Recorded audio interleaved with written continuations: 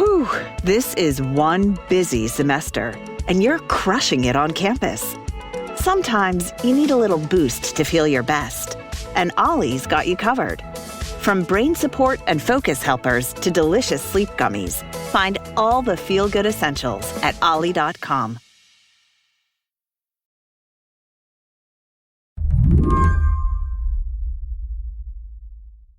When the Supreme Court heard arguments about affirmative action this week, Slate's Mark Joseph Stern was surprised. Not by the cases at hand. He'd been watching and waiting for those to land at the court for years. He wasn't surprised by the epically long oral arguments either, or by the many, many lawyers who threw themselves at the mercy of the justices, one by one. What surprised Mark was the nature of the arguments the justices unspooled.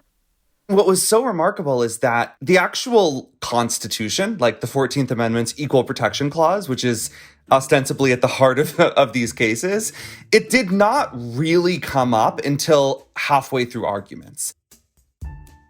What Mark is talking about here is something I noticed right away when I listened in. Debating affirmative action seemed very personal to this court. The justices are known for couching their opinions in the rigid framing of the legal system. But as they debated the value of diversity, they sounded more like frustrated relatives at Thanksgiving. I welcome the court's questions.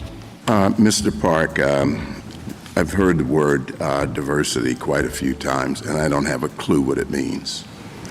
It seems to mean everything for everyone. For instance, here is Justice Clarence Thomas questioning a lawyer arguing in favor of affirmative action. Thomas asks, how does diversity actually help students learn? And the lawyer answers that actually even his legal adversary concedes that diversity leads to a richer learning environment. And then the lawyer brings up how racially diverse groups of stockbrokers make better financial decisions. And that leads to a more efficient outcome.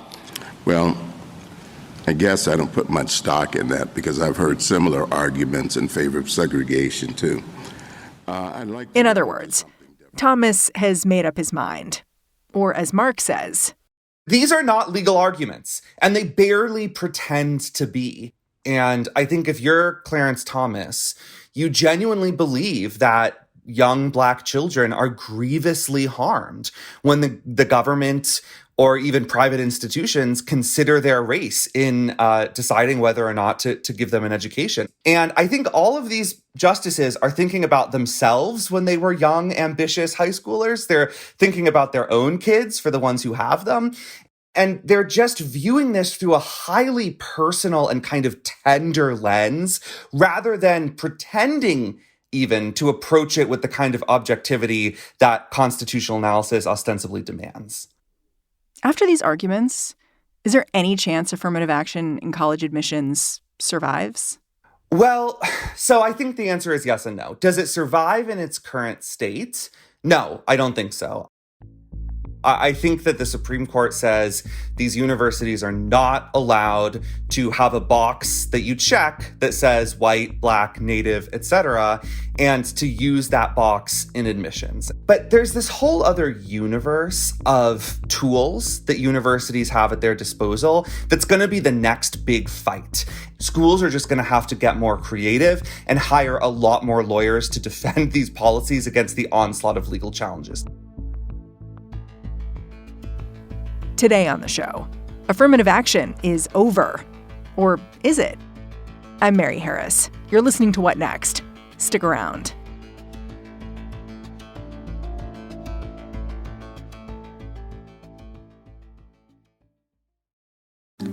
This episode of What Next is brought to you by The Relentless, a podcast from Slate Studios and Century 21 Real Estate.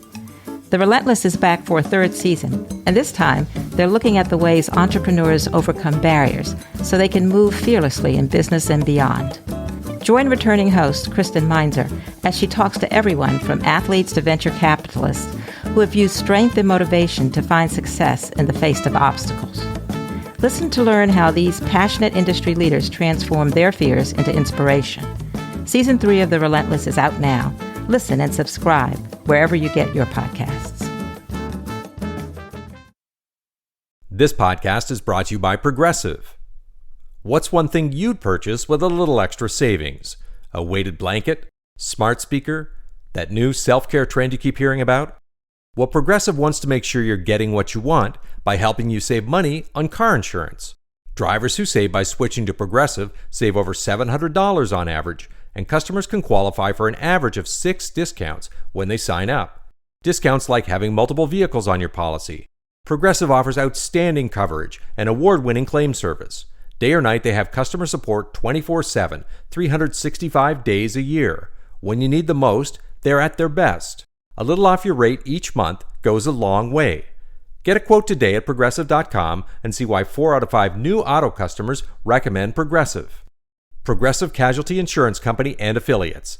National annual average insurance savings by new customers surveyed who save with Progressive between June 2020 and May 2021. Potential savings will vary. Discounts vary and are not available in all states and situations. The Supreme Court considered 2 cases on affirmative action this week. They took on the admissions standards at both the University of North Carolina and Harvard.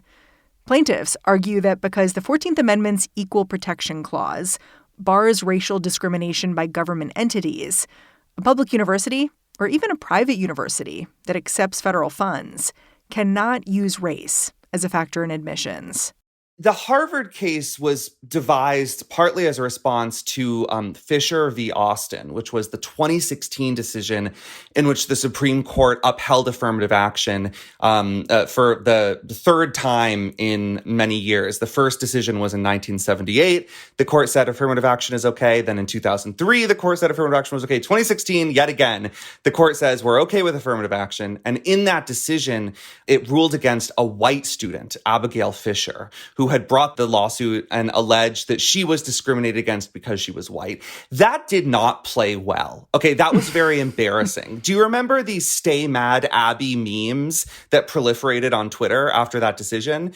It was like everyone was making fun of this white girl for not getting good enough grades to get into her chosen school and then filing a lawsuit to basically appeal her rejection letter. Now, the student denied admission to the University of Texas claims her race was held against her, forcing her to attend Louisiana State University. And folks, there is no greater injustice than having to attend your safety school. That was like not good optics. So the folks who funded that suit, it's a guy named Ed Bloom. He's sort of devoted to this cause of taking down affirmative action. He then created a group that purported to represent Asian American students and applicants. And so when he brought this lawsuit against Harvard, the allegation was not just discrimination against white kids, it was discrimination against Asian American students. That is the central allegation in the Harvard case, whereas in the UNC case, it's more of a typical run-of-the-mill allegation that there's just broad use of racial classifications and that the whole thing violates equal protection. That's interesting, though. It sounds like this guy, Ed Bloom, is kind of learning from his mistakes and saying it's going to look more sympathetic if there's a group that's getting undercut here that is not a white person. And he's correct. I mean, this was taking, I think, a cue from Justice Alito's dissent in Fisher, where he had this long passage arguing that University of Texas was discriminating against Asian American students. That has been an argument for some time, but I think Alito really teed it up for Ed Bloom and his merry band of litigators because they totally forefronted it. And I will say, it creates much more sympathetic plaintiffs. I think that a white girl who's sort of appealing her rejection letter is fundamentally silly and ridiculous, whereas Asian American students who feel that they were discriminated against, who are arguing that they have to hide their identities to get into good schools, there is real emotional and intellectual appeal in that, and it creates far better PR for this case than Abigail Fisher ever could. So let's talk about how these arguments went down.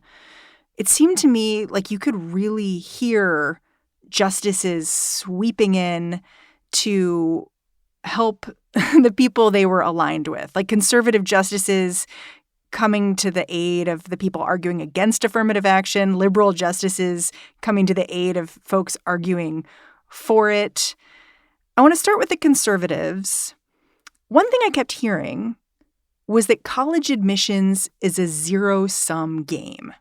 The idea that you're in and you're out, and that's why race shouldn't be considered because I guess the stakes are too high?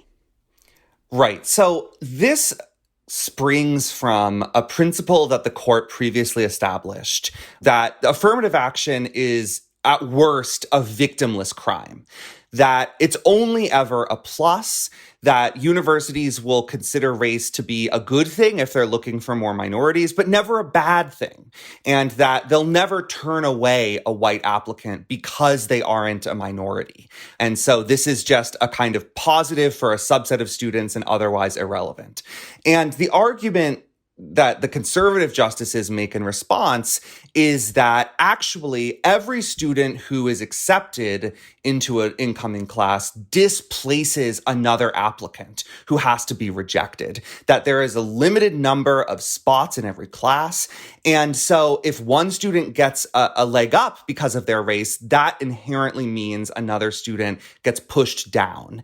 And that, I think, raises the emotional stakes of these cases and really scrambles the victimless crime framing because it forefronts the alleged victims of this practice and kind of erases or pushes away the beneficiaries who are finally getting access to a great education that they might not otherwise have. Yeah, and the liberal justices made a point to keep coming back to the idea of, like, is race ever actually decisive? Has there ever been a decision where there have been two students that you're looking at, one's white, one's black, and then, like, you have to choose the black one because that's how the cookie crumbles? Which is, how is race being used in this process? You keep saying we object to the use of race standing alone. But as I read the record and understand their process, it's never standing alone. That it's in the context of all of the other factors. There are 40 factors. And I don't remember the lawyers really being able to respond to that because I don't think that's how the admissions system works. No, it's not. And there's no evidence in the voluminous record to indicate that's how it works, that there's a kind of duel between black students and white students and the black students just win automatically. But that line of questioning led somewhere really interesting. And Justice Ketanji Brown Jackson in the UNC case pushed this pretty hard, and I think rightly so. She said, well, you know, even if you ban these boxes that kids can check to say whether they're white or black or whatever, even if you outlaw consideration of race as a formal factor, kids are still going to write about it in their essays. Kids are still going to explain how their backgrounds, their experiences, their identities informed their path to college, to this application. And she noted, I think correctly, that if the court says all consideration of race is illegitimate, then it would actually put black kids and other racial minorities at a disadvantage. Because if you are a super talented violinist, or you are a very devout Muslim, or you have some kind of unique story that you want to tell in your application, the university can consider that and say, wow, look at this. It proves that she really belongs here. But if you're black and you write in your essay about how your identity and your struggle to overcome disadvantage in life has informed your views of the world, well, that could potentially be illegal for the university to consider. And so if you take this logic all the way, it really puts racial minorities at a disadvantage as compared to white students because it bars the college from considering any aspect of their personality, of their education, of their lives that intertwine with race. And I think that is a very troubling outcome. I want to talk about one more thing that the conservative justices kept coming back to again and again. They kept pressing for a deadline. Like, when can we get rid of affirmative action if we don't do it now? And my understanding is that this arises from the fact that back in 2003, the Supreme Court had a ruling about affirmative action. Sandra Day O'Connor wrote in her opinion, like, I hope we can get rid of affirmative action in 25 years. And as Justice Barrett said, indicated that these racial classifications are potentially dangerous and must have a logical endpoint. And instead of leaving it... And I guess the conservative justices have, like, set their alarm clock for 25 years and are like, whoo, that's about to go off.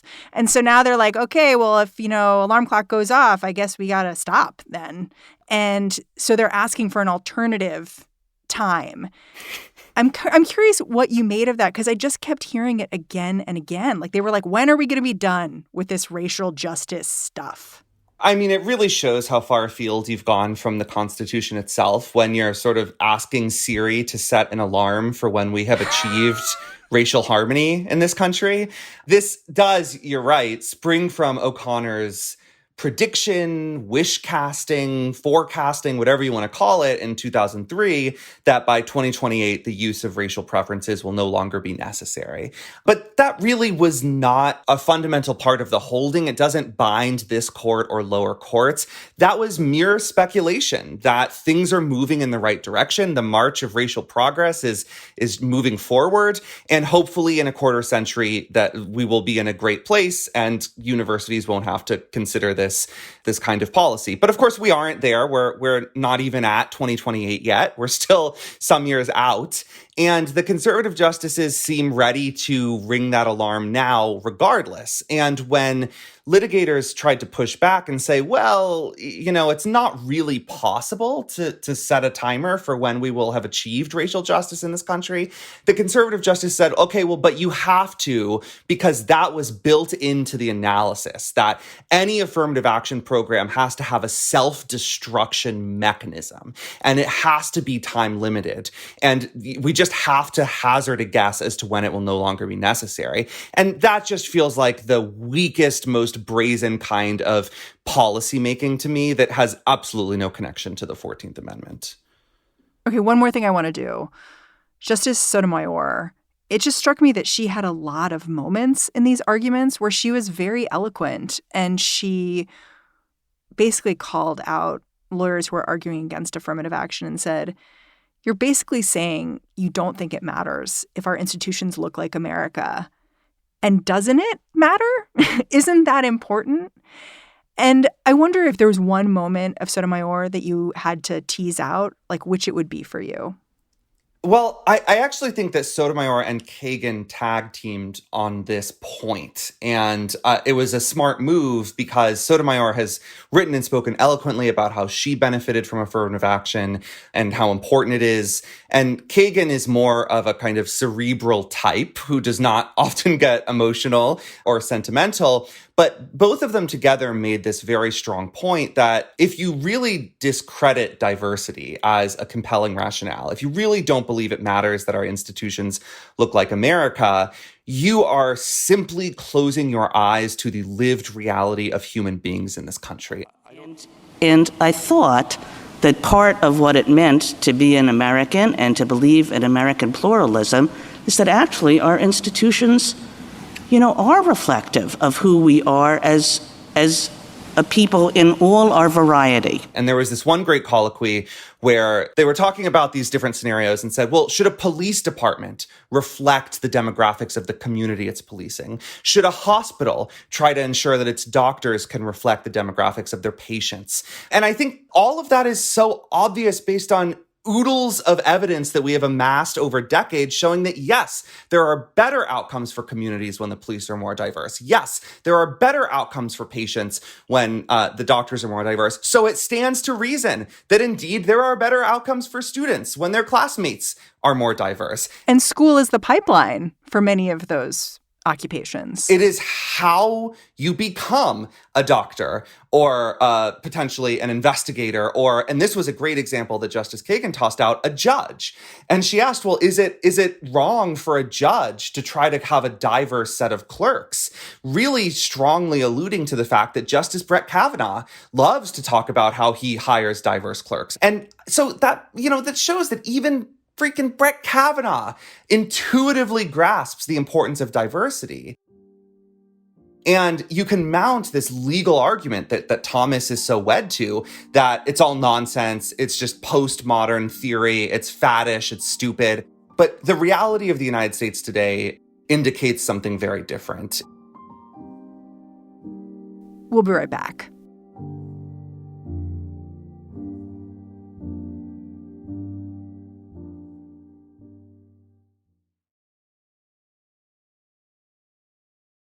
Although the cases in front of the Supreme Court this week are about affirmative action, they also aired a whole lot of dirty laundry about how college admissions works more broadly. especially at elite institutions. One thing that came to light is just how much schools like Harvard give weight to legacy preference, that is, admitting the kids of alumni, most of them white.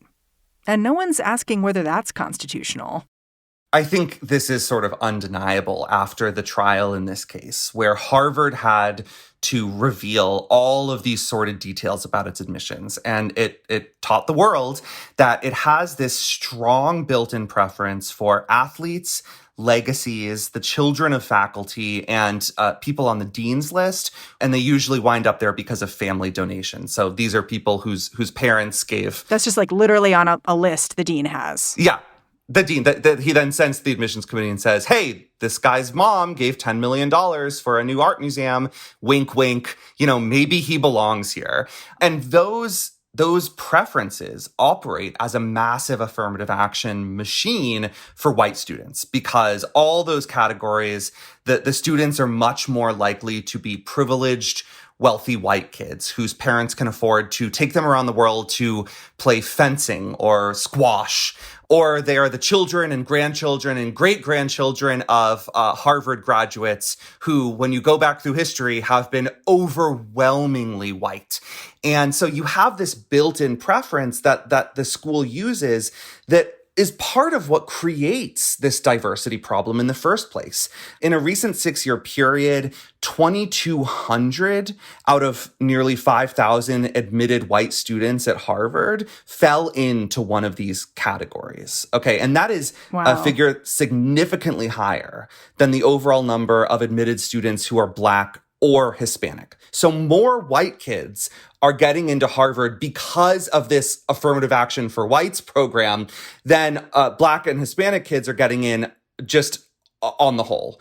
And so I think there's a lot of valid criticism of how Harvard operates. It's clear that the school is not a meritocracy, that it is not using merit-based policies to figure out who belongs there. I mean, you could tell the conservatives knew that this was a good argument for them. Neil Gorsuch kept returning to the idea of squash players getting into Harvard. He really wanted to talk about that. And I guess I wonder if the justices are about to drive a stake through the heart of affirmative action. Do you think that the preference for wealthy white people, for legacies, is going to have to die with it? It just seems like it'll be harder to justify those things if you're having to completely upend the way you admit kids. I think there will be very strong pressure for schools like Harvard to dial back the preferences for legacies, athletes, all of those groups. So can we imagine what college admissions is going to look like in a year or two? Like, the conservative justices really wanted to talk about this a little bit, at least. They kept talking about the 9 states that have banned schools from considering race in admissions. Do we know what the impact there has been? So in these states, the number of admissions among underrepresented racial minorities has gone steadily downward in the years after they have outlawed affirmative action. It's just inevitable as the sunrise. States abolish affirmative action.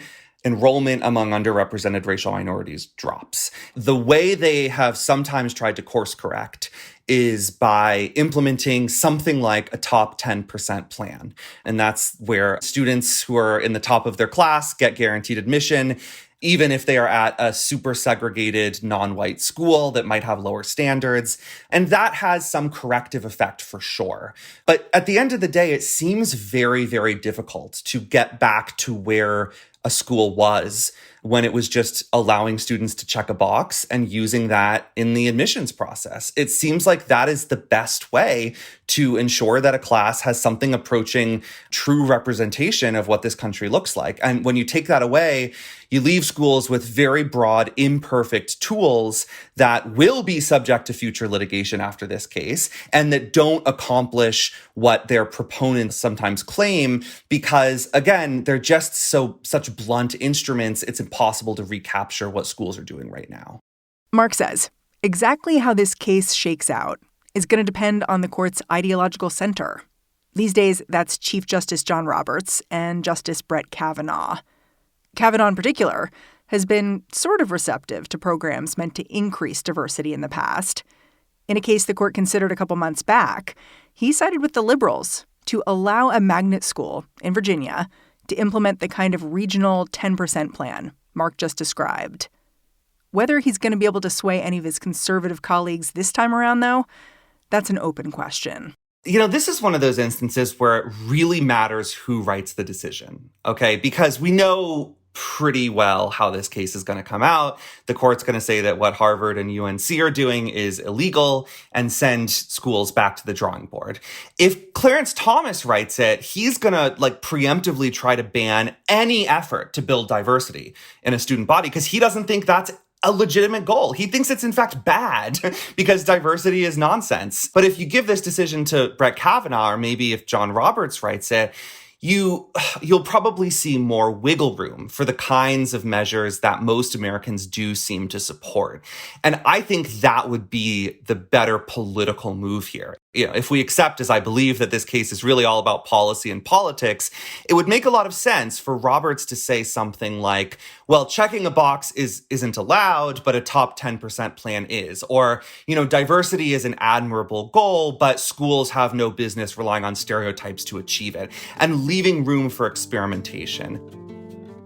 And so we'll see Roberts potentially take a thwack at it, or perhaps assign it to Clarence Thomas and have him burn the entire house down. Marches of Stern, thanks for coming on the show. Thanks, Mary. Marches of Stern is a senior writer at Slate, covering the Supreme Court. And that's our show. If you're a fan of what we're doing here at What Next, the best way to support us is to join Slate Plus. Go on over to slate.com/whatnextplus and sign up. What Next is produced by Elena Schwartz, Carmel Delshad, and Madeline Ducharme. We are getting a ton of support from Anna Phillips and Jared Downing. We are led by Alicia Montgomery and Joanne Levine. And I'm Mary Harris. I will be back in this feed tomorrow. Catch you then.